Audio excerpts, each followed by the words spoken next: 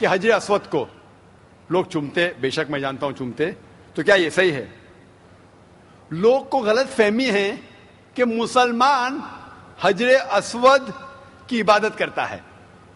کوئی بھی مسلمان حجر اسود کی عبادت نہیں کرتا. لوگ کو یہ غلط فہمی ہے کہ لوگ کعبہ کی عبادت کرتے ہیں. کیونکہ ہم مکہ جاتے ہیں، عمرہ میں، حج میں طواف کرتے ہیں، نماز پڑھتے اس کے طرف پڑھتے ہیں. تو یہ کیوں؟ اس کی وجہ ہے کہ کعبہ، حجر اسود ہمارے لیے قبلہ ہے.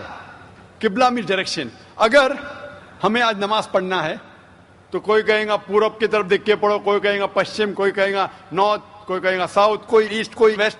کس طرف دیکھے؟ تو یکسانیت کے لیے ہم سارے لوگ کعبہ کی طرف منہ کر کے نماز پڑھتے ہیں، فار کانگریگیشن، فار یونٹی. تو اگر ہم نارتھ میں رہ رہے تو ہم ساؤتھ کی طرف دیکھ کے نماز پڑھتے، ساؤتھ میں تو نارتھ کی طرف، ایسٹ میں تو ویسٹ میں، ویسٹ میں تو ایسٹ میں. اور ہم جانتے ہیں کہ جب مسلم کارٹوگرافرز نے پہلی بار جب ورلڈ میپ ڈرا کیا تھا تو ساؤتھ پول اوپر تھا، نارتھ پول نیچے، اور کعبہ بیچ میں تھا. ویسٹرن کارٹوگرافرز آئے اور میپ کو الٹا کیا، north pole top, south pole down, north pole اوپر، ساؤتھ پول ڈاؤن. بٹ الحمدللہ پھر بھی کعبہ بیچ میں ہی ہے، سینٹر. تو کعبہ ہمارے لیے قبلہ ہے، ڈائریکشن.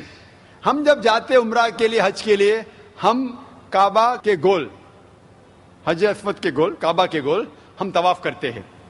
ہم طواف اس لیے نہیں کرتے کیونکہ ہم اس کی عبادت کرتے، ہم طواف اس لیے کرتے کیونکہ اللہ کا پیغام ہے، اللہ کا احکام ہے، ہمارے رسول کا احکام ہے.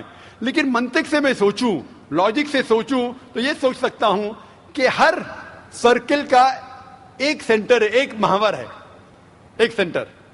کیونکہ ہم مانتے ہیں کہ اللہ ایک ہے، خدا ایک ہے، اسی لیے ہم کعبہ کے گول طواف کرتے ہیں، یہ دکھانے کے لیے کہ اللہ خدا ایک ہے. جیسے آپ نے فرمایا کہ مسلمان چومتے ہیں، بالکل صحیح فرماتے ہیں. میں تو میرے بیٹے کو بھی چومتا ہوں. کل آپ کہیں گے کہ بیٹے کی عبادت کرتا ہوں، اس کا جواب دوں گا میں. ایک حدیث ہے صحیح بخاری کی، والیوم نمبر 2.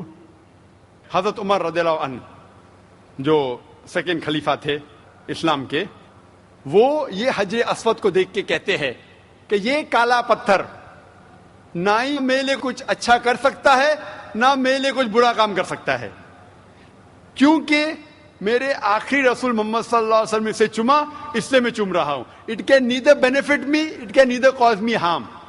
نہ مجھے کوئی نقصان پہنچا سکتا ہے، نہ مجھے کوئی فائدہ پہنچا سکتا ہے، کیونکہ محمد صلی اللہ علیہ وسلم نے چوما، اس لیے میں چوم رہا ہوں.